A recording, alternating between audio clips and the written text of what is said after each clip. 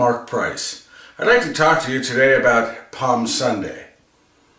Late in Mother Teresa's life, she was asked a question by reporters. She was asked, "Do you feel, Mother, that you've been successful?" Think about that, somebody asking Mother Teresa, have you been successful? After all she did all over the world. But her answer was interesting. She looked at the reporter and she said, "God did not call me to be successful. God called me to be faithful." And God calls us to the very same thing. So happy Palm Sunday. As we remember Palm Sunday, a lot of us, we think about, of course, the palms, and we think about Jesus riding in on that donkey. Well, I want to tell you something. It really was never about the palm. It was really more about the plan, God's plan for Jesus and by extension for all of us.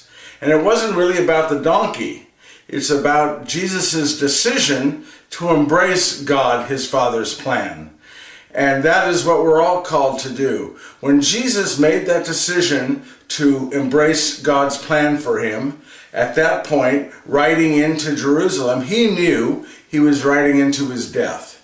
He knew that it would not be long before the Sanhedrin, who we read yesterday in the reading, we already know want him dead, tried to stone him to death before. So we know that in Jesus' mind, he's aware of what he's riding that donkey into. He's riding it into Jerusalem to bring about his own death. He maybe did not fully understand the level of pain and suffering it would take, but he was willing to fully embrace whatever God's plan was for him in his life.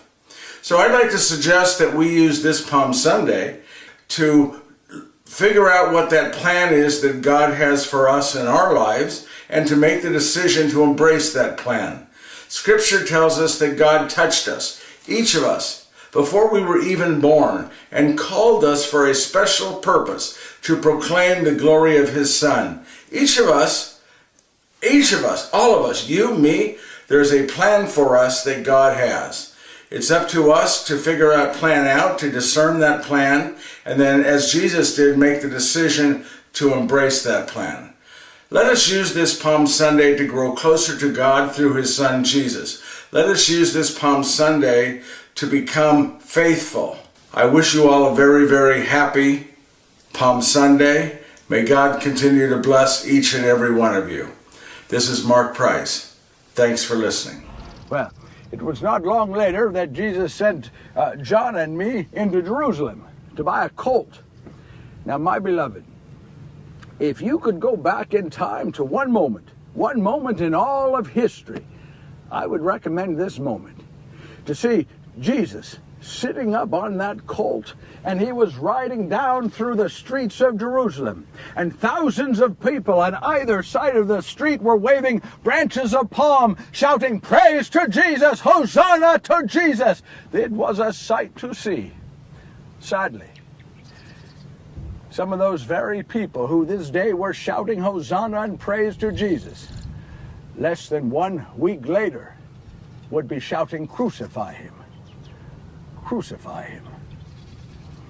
What is it about our human nature that can take us from loving one moment, praising one moment, to wanting to see them dead the next? I don't know. I don't know.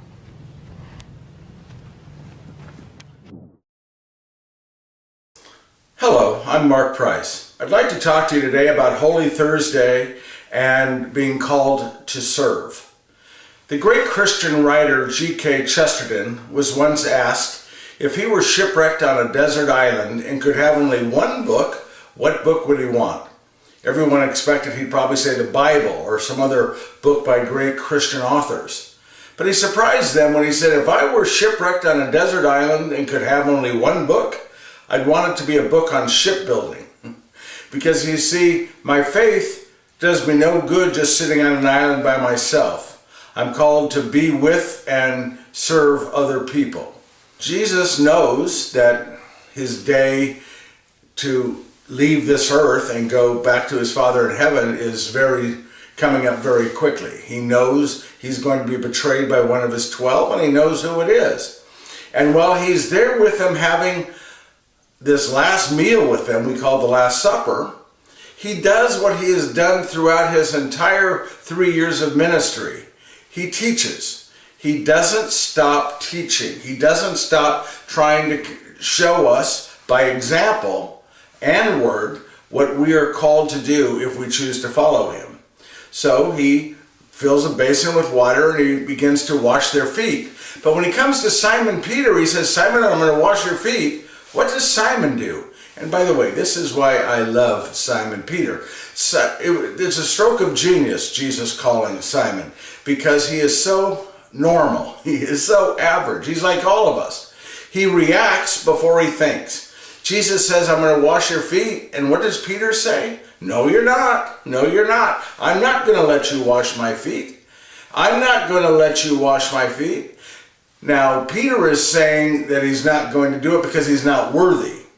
But that really maybe isn't the truth. In reality, washing of feet at the time of Jesus was something reserved for the lowest of the low.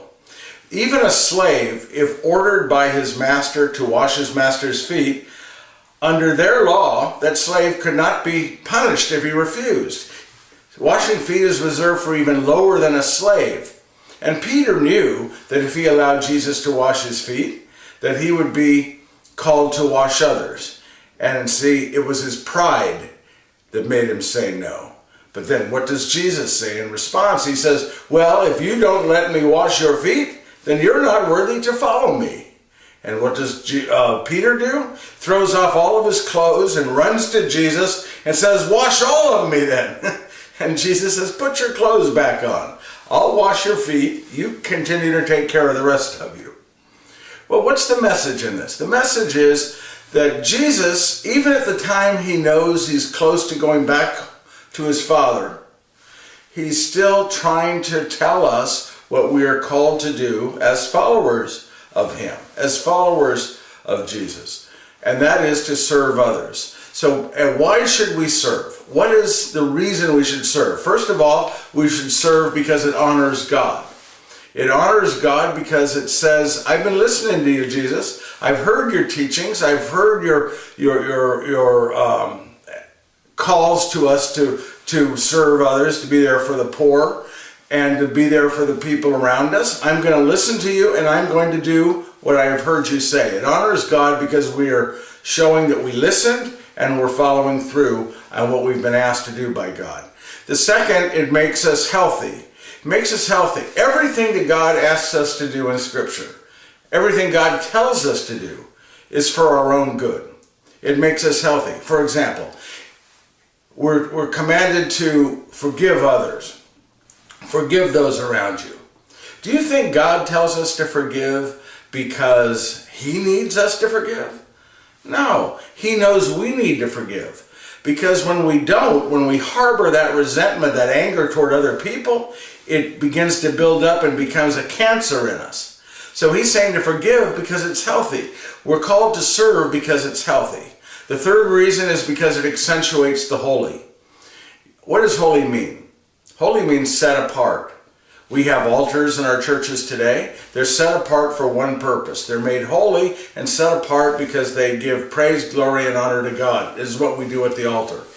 At the time of Jesus, there was a room at the great temple called the Holy of Holies. It's where they kept the Ark of the Covenant, which kept the Ten Commandments. Once a year, and only once a year, did someone enter that room. It was set apart. It was made holy to honor God. And the fourth reason that we should be open to service is it provides hope. It provides hope not just for us, but for the people around us, the people that we are helping. It's hope that somebody is there for them. So we are called to serve in this world.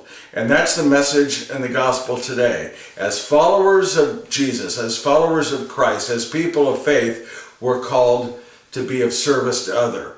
We've come to serve and not to be served. And we must remember that. Edmund Burke, the great writer from England, said, "All that's required for the triumph of evil is for good people to do nothing." So let's do something. Let's listen to the gospel. Let's serve one another. Let's be open to service. And if we're caught up in our own little desert island, and either self-imposed desert island in our own mind, maybe we should do something. Perhaps read a book on shipbuilding. This is Mark Price. Thanks for listening. I heard that the Sanhedrin was looking for Jesus. The Sanhedrin is the ruling body of us Jews. I met with the leader, a man named Caiaphas. I said, I understand you're looking for the Nazarene. He said he was. I said, well, I could take you to him when he'd be all but alone. Caiaphas said he'd like that. But then I asked him, I said, Caiaphas, what do you want him for? What do you want him for? He looked me in the eyes and he said, all we want to do is talk to him. That's what he said. He said, all we want to do is talk to him. Don't you see, I believed if Jesus were brought before the Sanhedrin in question, he'd be forced to answer the questions. They would see who he was, and the angels would come from heaven, and he'd be glorified, and I there by his side would be glorified. Don't you see? All I wanted was what was best for Jesus. Caiaphas then handed me money, 30 pieces of silver. I said, Caiaphas, I don't want your money. I'm not doing it for the money. I don't want your money. Caiaphas said, you've earned it. You keep the money. If you don't want it, you can give it to the poor. So I kept the money. But I didn't do it for the money. I left him and I went and met with the others at a place we call the upper room for what you now call the Last Supper. And when I walked in, do you know what Jesus was doing? He was in the corner. He was washing the feet of one of the others. And when he saw me, he said, Judas, come over and sit down. I went over and I sat. Jesus washed my feet. He washed my feet. Don't you see? It was his way of saying, it's not too late, Judas. You can still change your mind. Later that night, we were reclining at table. And Jesus said that this very night he would be betrayed by someone here sitting at table. 10 of the apostles asked, is it I, Lord? John on his right asked, who is it, Lord? I asked, who is it, Master? I could not even call him Lord. I knew who he was, but my guilt would not allow it. Jesus said, it is the one to whom I give this bread. After dipping it in the sauce, and he took the bread, and he raised it to heaven, and he blessed it, he broke it, he dipped it in the sauce, and he handed it to me. Don't you see, he knew. He knew what I had done. He knew what I was going to do. And yet he washed my feet and asked me to sit with him at table. That's how much he loved me. That's how much he loved me. Jesus leaned over to me and said, Judas, you go do what you must do, and you do it quickly. I got up and I left. As I went out, the night was black. Never in my life do I remember a night more black. I met with Caiaphas. When I arrived, I was surprised to see he had 300 temple guards, and they were all armed. I said, Caiaphas, you don't need 300 armed men. I'm taking you to where Jesus is all but alone. He said, you've been paid, you do as you're told. So I led 300 armed temple guards across the valley of Gethsemane, up over the brook of Kidron, then up the side of the hill. And there at the Garden of Gethsemane, Jesus was standing there. He was just standing there. Don't you see? He could have gotten away. Why didn't you run? Why didn't you run and save me from myself? I told the master of the guard I would identify Jesus with a sign, a kiss. And I walked over to Jesus and I put my arms around him. And I kissed him. I kissed him as I have kissed no other. Because I love Jesus. I love Jesus. The guards came and pulled him away. That night I wandered through the streets of Jerusalem, and I began to hear people say they'd arrested the Nazarene. And I'd say, yes, yes, but all they want to do is talk to him. And the more I said it, the more they said, no, they're going to crucify him. And I said, no, they're not going to. I have it on good authority from Caiaphas himself. All they want to do is talk to him. But the more I argued, the more they began to shout, crucify him, crucify him, crucify him. Every face I was looking at seemed to be shouting, crucify him. Some of the very same people who less than 1 week earlier were waving branches of palms, shouting, Hosanna to Jesus, praise to Jesus, were now shouting, crucify him, these hypocrites! What had I done? I ran and found myself in front of the great temple, and I took the 30 pieces of silver, and I threw them on the floor of the temple, and my head kept pounding, crucify him, crucify him, crucify him!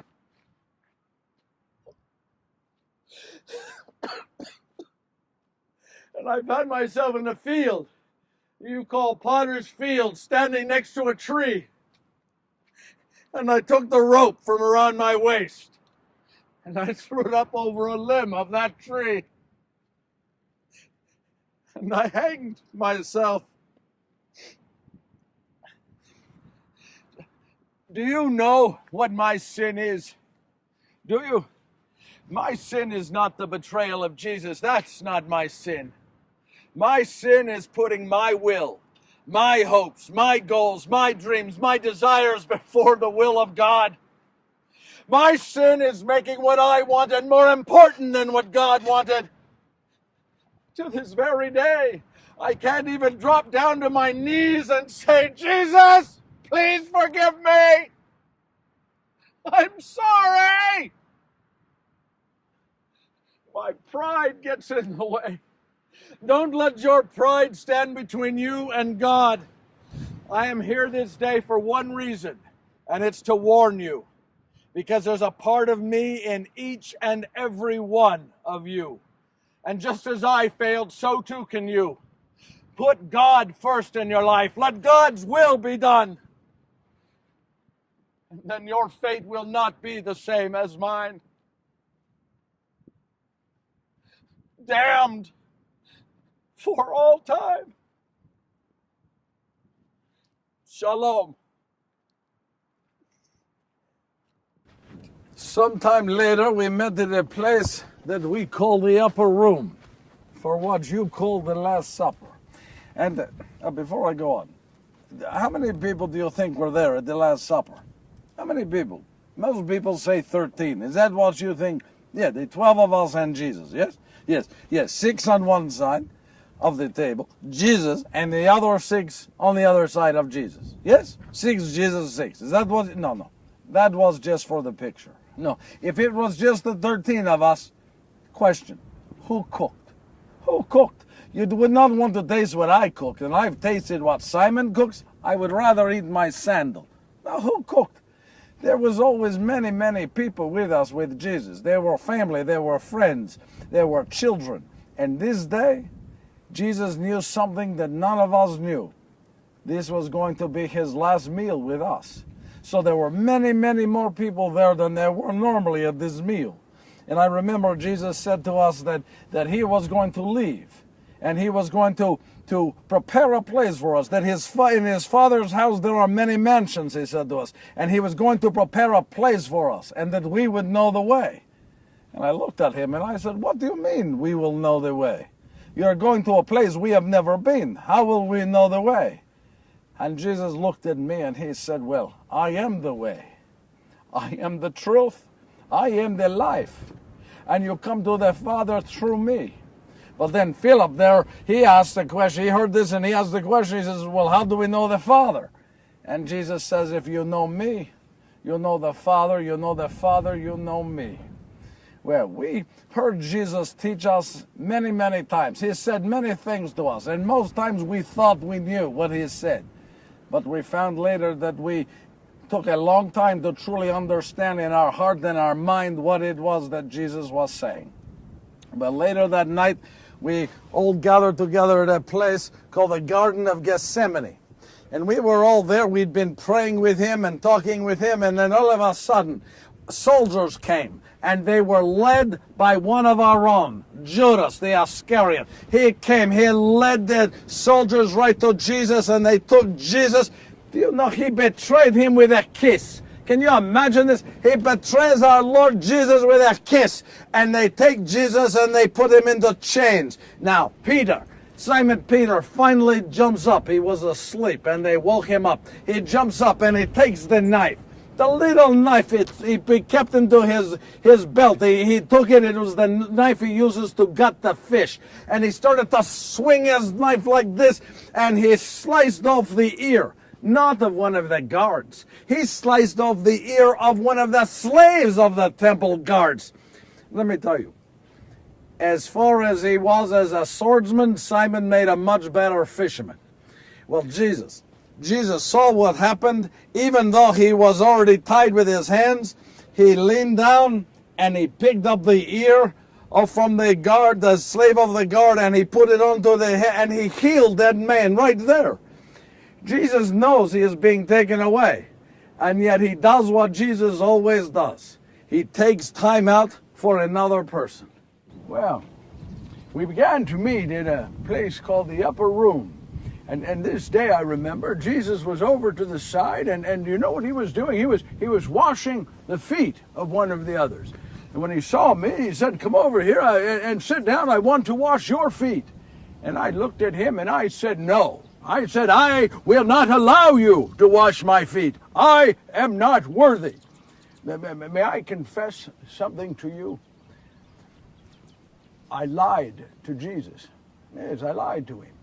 You see, in my day, washing feet is reserved for the lowest of the low. Did you know that?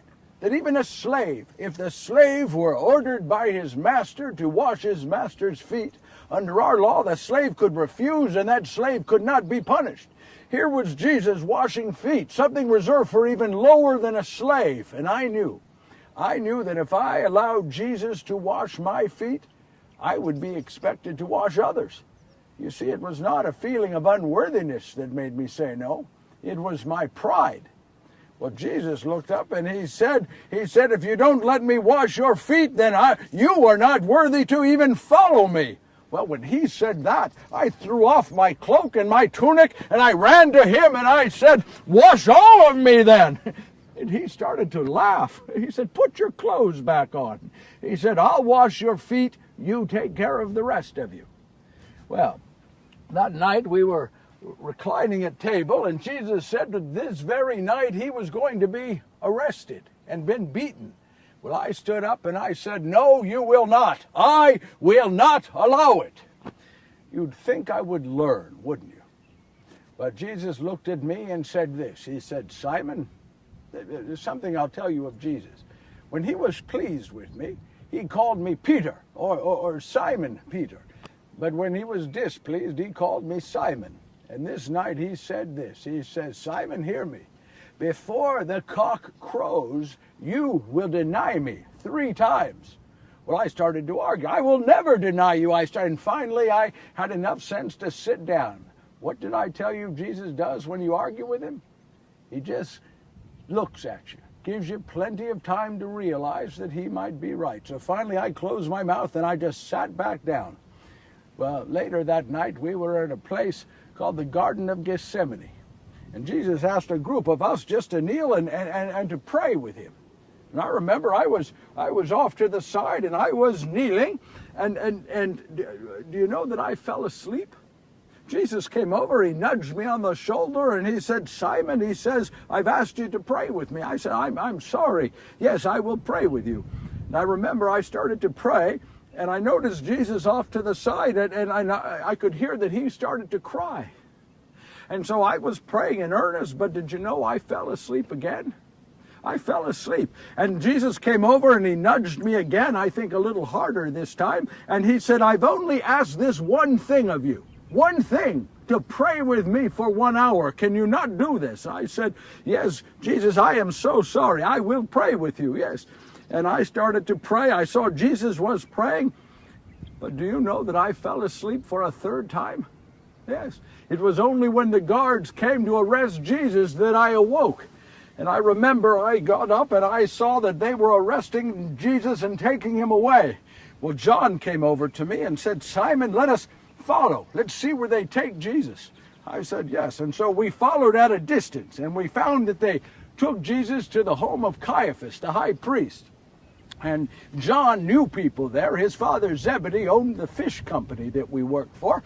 And so they sold fish to the home of Caiaphas. And so he was able to get us into the house. And we made our way to a center courtyard. And as I was there, John said to me, he said, "Simon, you just stay there by the fire." He says, "Warm yourself, and I'll go and find where Jesus is."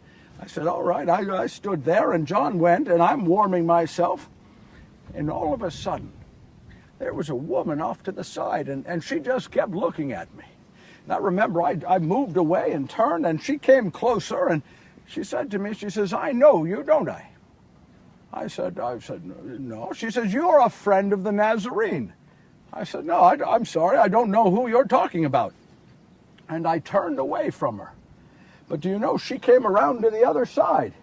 And she looked me closer in the face and she said, yes, I'm sure of it. You are a friend of the Nazarene." And I said to her, "I'm telling you, I don't know who you're talking about." And then there was a man who was standing against the back wall, and he stepped forward, and I saw his face by the light of the fire. And he said, "Why do you lie to this woman?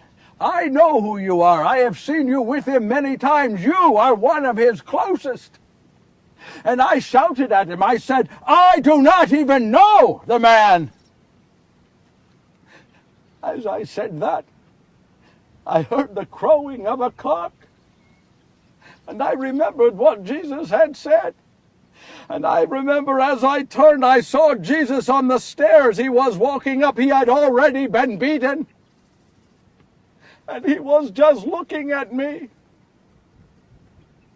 And I turned my back on him. I turned my back on Jesus. I ran out into the streets of Jerusalem, and I dropped down to my knees and I begged God for forgiveness. I said, "God, please forgive me." I want you to know something, and this is very important to me. There is little to no difference between what I did and what Judas Iscariot did. We both betrayed Jesus. The only difference is I dropped down to my knees and I begged God for forgiveness. I pray to this very day that my brother Judas had done the same. Well, the next 2 days were the worst days of my life. Jesus was beaten many times. He was scourged. He was taken out and he was crucified. And where was I?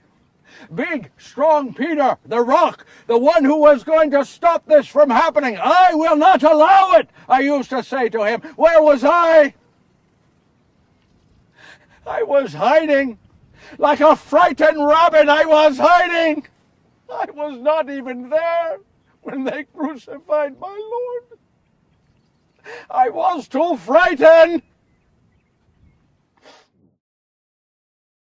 Hello, I'm Mark Price. I'd like to talk to you today about love and hope.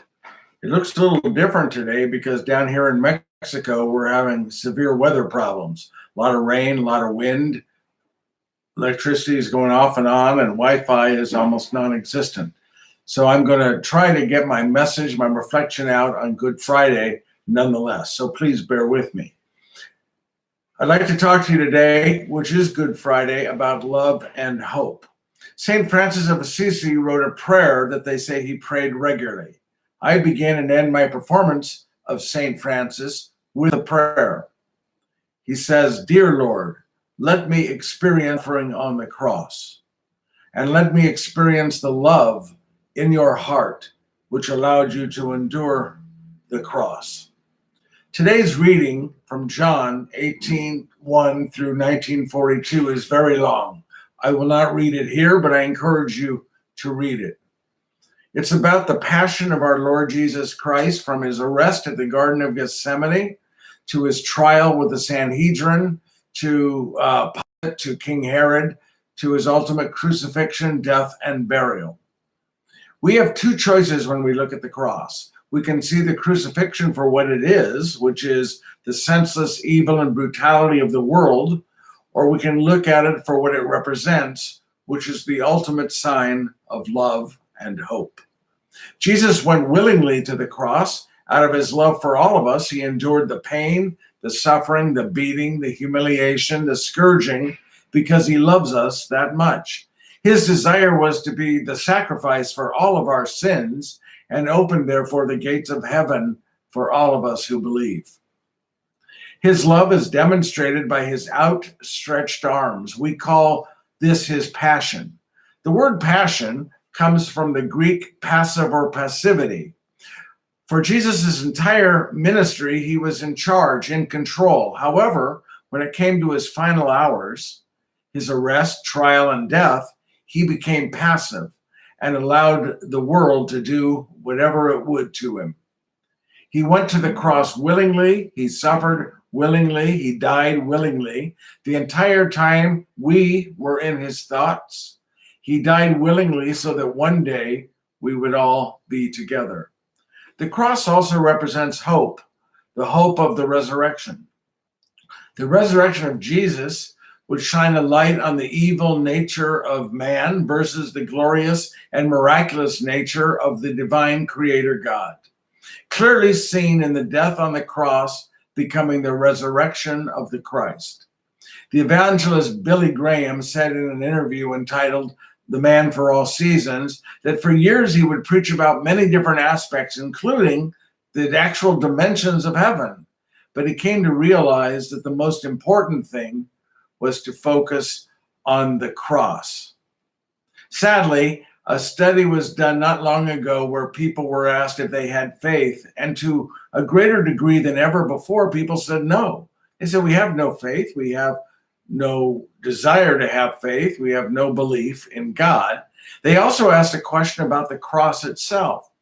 And most people, and this was a very large study, said that the cross meant nothing to them other than as a piece of jewelry or perhaps a decoration.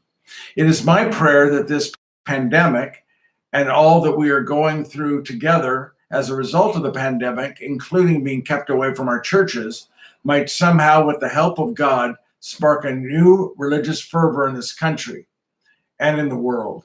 That more people will reach out for the faith they once had or the faith they never knew and dig deeper to find what faith means to them, to embrace the love and hope that comes from Jesus Christ. The indifference we see in the world today is something that in this poem, Indifference, When Jesus Came to Birmingham by Jeffrey Stoddard Kennedy, brings into focus. Indifference is much more painful, I think, to Jesus than the actual crucifixion, spikes, scourging, and beatings. You see, indifference is the exact opposite of love. When Jesus came to Golgotha, they hanged him on a tree. They drove great nails through hands and feet, and they made a Calvary. They crowned him with a crown of thorns. Red were his wounds and deep. For those were crude and cruel days, and human flesh was cheap. When Jesus came to Birmingham, they simply passed him by. They would not hurt a hair of him. They only let him die. For men had grown more tender, and they would not give him pain.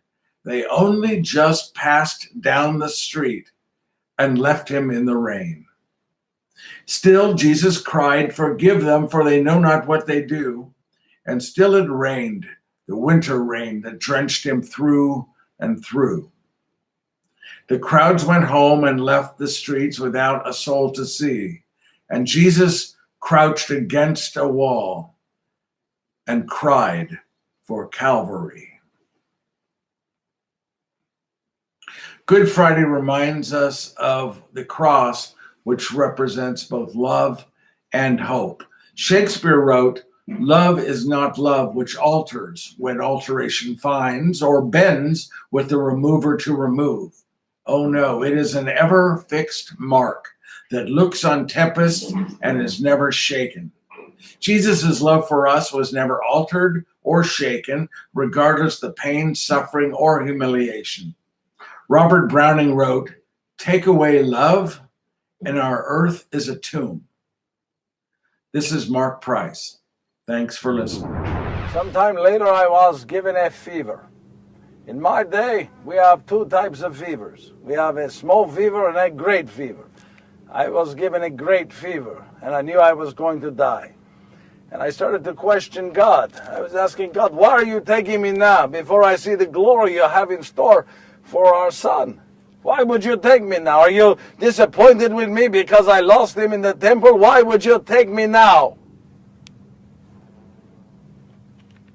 But after I died, God let me see what they did to my son.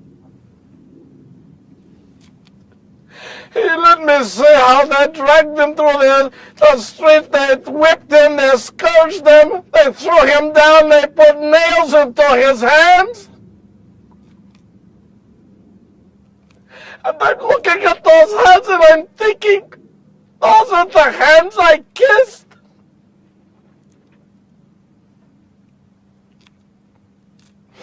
And they let me watch as they raised him up on a cross, and I was there watching until he was dead. And then I knew why he took me, because if I was still on the earth, I would have done everything I could to prevent it. I could not have stood there and let them do this to my son.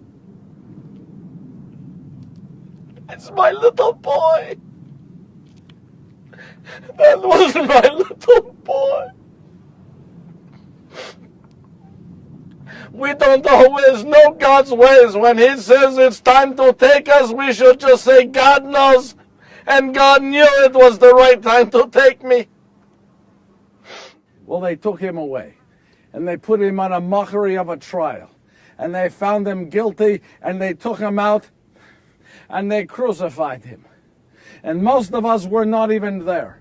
Most of us were out someplace else. They were hiding. The only one of us that was there at the foot of the cross was John.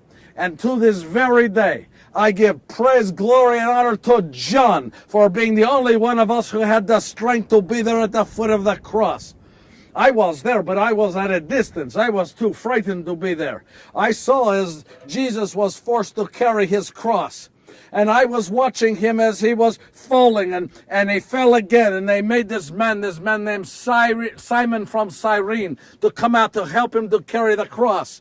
And I saw as they brought Jesus to the hill and they pushed him down to the ground. I saw as they stretched out his hands onto the cross. And they put nails, they hammered nails into his hands, they hammered nails into his feet, and I watched his face flinch with the pain. And then I watched as they raised up his cross, and in the ground they set it, and he shrieked with pain. And I can see from the distance, I am watching him, and I can see him, and I see his head go down and his head go back up, and he's trying to push himself up to breathe because he is suffocating. And I hear him say, Father, Father, why have you forsaken me? But he also said to the people, he says, Father, you must forgive them. These people are killing him. And he says to his Father, you must forgive him. That's what Jesus is. I watched as he raised his head for a last time, and his head fell and he was dead. I saw as a soldier came and he took a sword and put it through his side.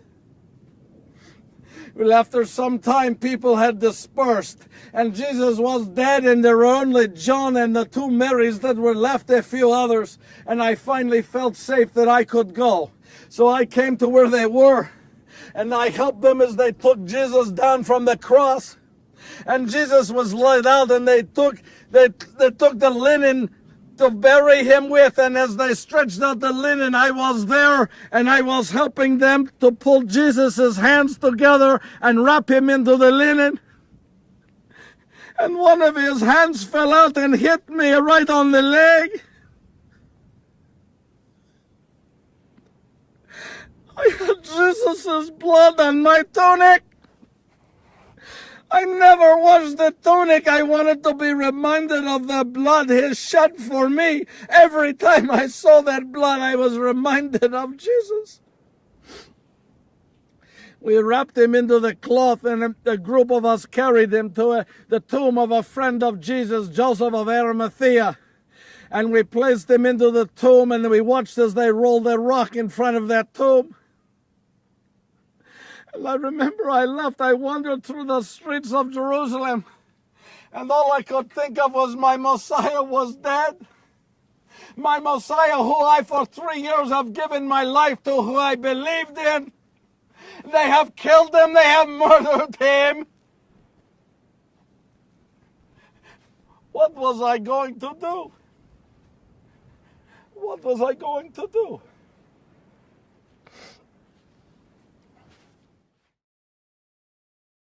Hello, I'm Mark Price. I'd like to talk to you today about Easter and the resurrection. He is risen. He is risen indeed. For many years at this time of year, I would tell a particular joke quite often, and the joke is this. A church at Easter was packed, absolutely full. The pews, the seats, all packed with people.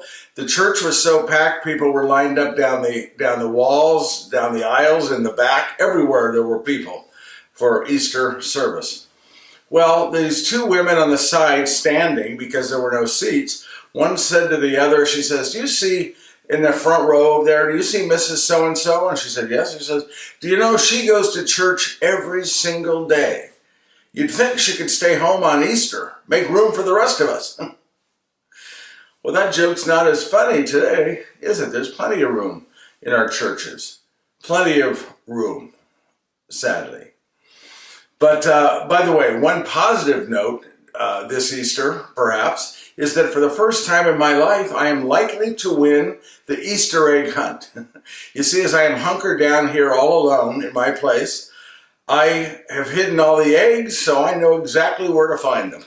So the positive thing is I may finally win the Easter egg hunt. The reading for today is from the Gospel of John, chapter 20, verses 1 through 9. On the first day of the week, Mary of Magdala came to the tomb early in the morning, while it was still dark, and saw the stone removed from the tomb. So she ran and went to Simon Peter and to the other disciple whom Jesus loved, and told them, "They have taken the Lord from the tomb, and we don't know where they've put him." So Peter and the other disciple went out and came to the tomb. They both ran, but the other disciple ran faster than Peter and arrived at the tomb first. He bent down and saw the burial cloths there, but did not go in. When Simon Peter arrived after him, he went in the tomb and saw the burial cloths there, and the cloth that had covered his head, not with the burial cloths, but rolled up in a separate place. Then the other disciple also went in, the one who had arrived at the tomb first, and he saw and believed, for they did not yet understand the scripture that he had to rise from the dead. The gospel of the Lord. Well, again, happy Easter to you. Happy Easter. He is risen. He is risen indeed. By the way, that's a saying that's been around a long, long time. It goes back, they say maybe to the 400s or perhaps before that. It comes from the Gospel of Luke, chapter 24, verse 34, which says, "The Lord has risen indeed and has appeared to Simon." Our Protestant brothers and sisters and evangelical brothers and sisters seem to use it a lot more today than other churches, but within the Catholic and Orthodox Church, it's known as the Paschal greeting. The Eastern Orthodox Church have a tradition, a belief, that it goes back to Mary Magdalene herself when she went and she met face-to-face the Emperor Tiberius in Rome, and she greeted him with the words, Christ is risen. The resurrection of our Lord is the game changer of all game changers. It took people who maybe had no faith or lukewarm faith and either brought them to faith or they walked the other way. And it took people who had strong faith and made them more secure in that faith. The game changer of all game changers. St. Paul, when he was talking to the church in Athens, he was talking to a group called the Council of Areopagus. They're said to be the brightest people of all of Athens, the Council of Areopagus, and he was telling them all about Jesus. He was telling them about his teachings and his miracles, and they were listening, and they were actually engrossed in what he was saying. They were liking what he was saying until he brought up the resurrection. When he brought up the resurrection, they walked away from him. They said, "You're nothing but an idle babbler." You see, the resurrection and how we respond to it really separates the wheat from the chaff, the sheep from the goats. It separates the believers from the non-believers. Even at the time of Jesus, you had Pharisees and you had Sadducees, two different sects of Judaism. The Sadducees did not believe in the resurrection, and yet the Pharisees believed resurrection was possible. That may be why so many more Pharisees would come to believe in Jesus rather than Sadducees. One of the people that has played a huge role for me in my faith is Simon Peter. He's here on my right shoulder. That's me playing Simon Peter. I've been portraying and performing Simon Peter since 1983. And Simon Peter, like the other apostles, Doubting Thomas, for example. Doubting Thomas, when he sees Jesus for the first time in the upper room after the resurrection, he shouts out, "My Lord and my God." It brings us to a place of solid faith when we believe in the resurrection. But Simon Peter has played a special role for me in my faith walk. He is a person, and this is the brilliance of Jesus, he's an average person, an ordinary person, a person who is just like us, the everyman. And do you know that he lived for 35 more years? After Jesus died, was buried, and rose from the dead and left the earth, Peter was living for another 35 years.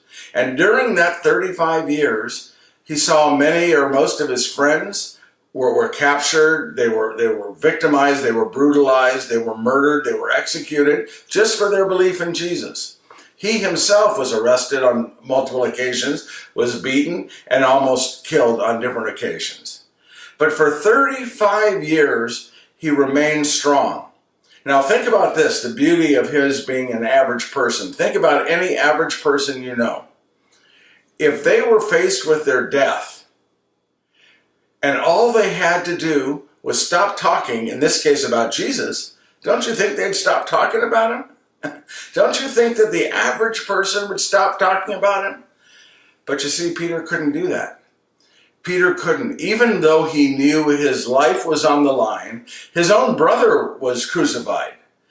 Even though he knew that his life was on the line, he could not stop talking about Jesus. And why? Because he knew it was true. Jesus said to Thomas, when Thomas said, "My Lord and my God," he said, "Blessed are you, Thomas, for you have seen and you believe. But more blessed are those who have not seen and yet do believe." That's like the rest of us. It takes a special person who's willing to risk everything. And Simon Peter was one of those kind of people. I think others are the first responders, the nurses, the people in the hospitals today battling this virus. They know every day when they go in, they're risking their lives, but they still do it because it's the right thing to do. The pilgrims, for example, for millennia and for centuries, people have been willing to risk their lives in the name of Jesus. It's not a new thing. It's been going on since the time of Jesus. And the pilgrims who came to this country, they risked their lives. They knew that getting on that boat to come from Europe to here, it was very risky. In fact, many of them died on that boat. But they were willing to risk their lives because of their belief in God and their desire to come together and worship God the way they wanted to do it. For multiple centuries and millennia, people have stood up for their faith and came together even though they knew that just by going to church, an opposing force could come and kill them, drag them out. They were willing to do it because of their strong belief in that resurrected Christ.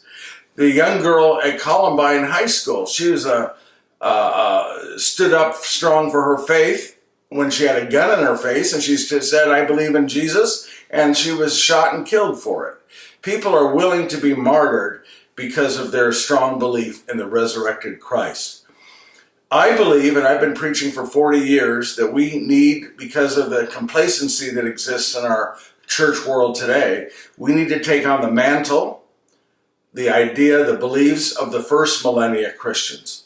We need to go beyond the complacency that exists and bring about within our world and within our own hearts the fervor of the first millennia Christians and that kind of strength.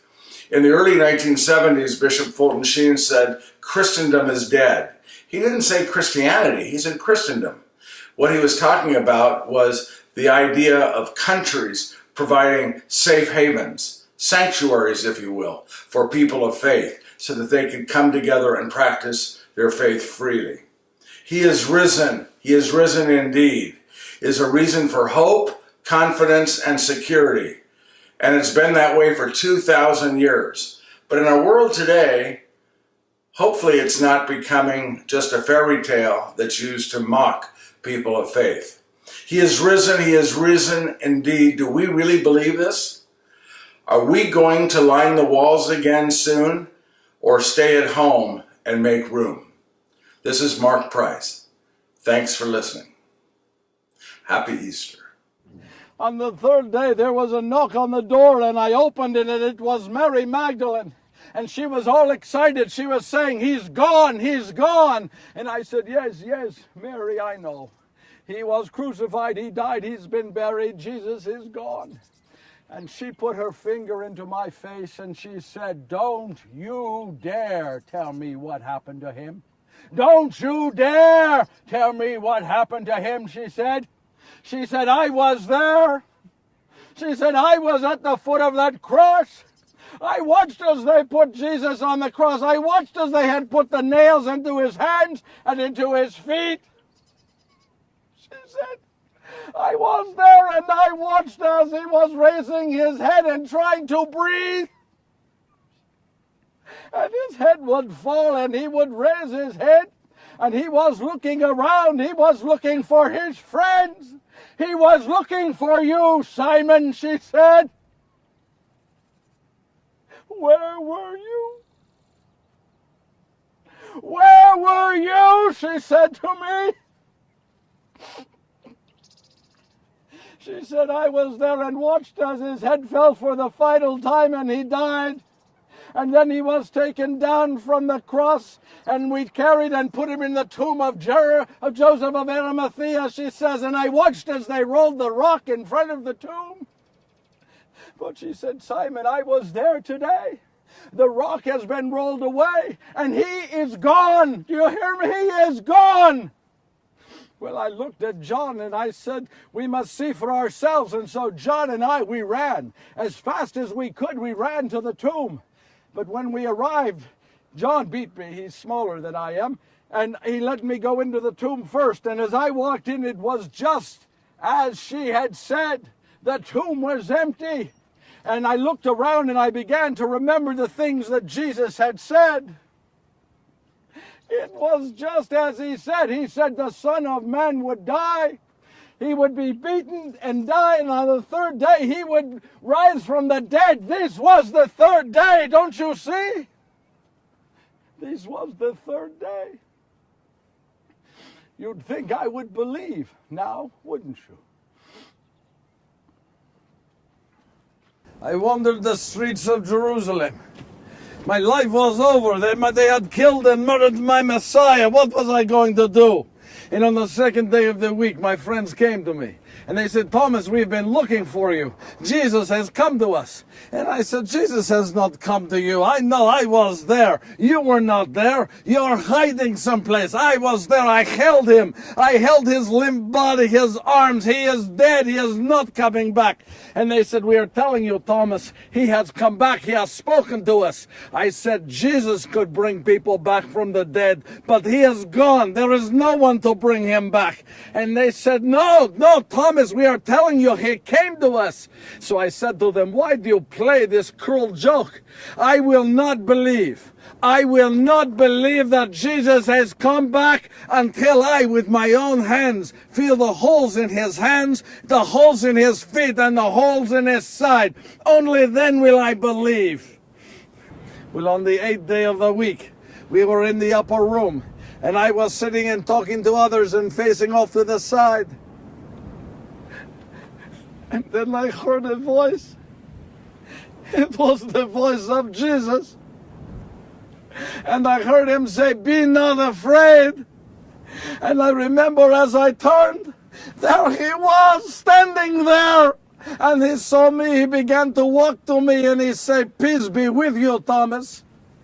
I want you to please take your hand. And I said, no, don't ask me to do that. He said, I want you to take your hand and put it into the holes in my hand, the holes in my feet, and the hole in my side.